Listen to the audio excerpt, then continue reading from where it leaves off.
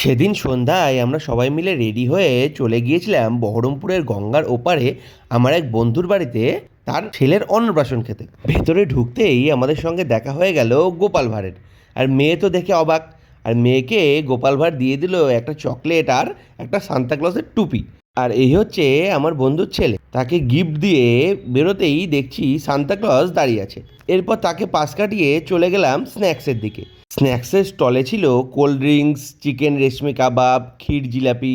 প্রথমেই চিকেন রেশমি কাবাবটা একটু ট্রাই করে নিলাম, দারুণ খেতে। আর এই হলো আমার বন্ধুরা, তারাও কিন্তু উপস্থিত ছিল। ভিতরের ডেকোরেশনটা ছিল কিন্তু দুর্দান্ত, সাথে অর্কেস্ট্রাও ছিল। অর্কেস্ট্রায় গানের তালে তালে আমরা সবাই কিন্তু বন্ধুরা মিলে পা মেলাতে লাগলাম। আমিও একটু নেচে নিলাম সুকন্যা আর মেয়েকে নিয়ে। নাচানাচি কমপ্লিট করে আমরা চলে গিয়েছিলাম খাওয়া দাওয়ার জায়গায়। সেই ভিডিও দেখার জন্য অবশ্যই চ্যানেলটিকে সাবস্ক্রাইব করে রাখুন।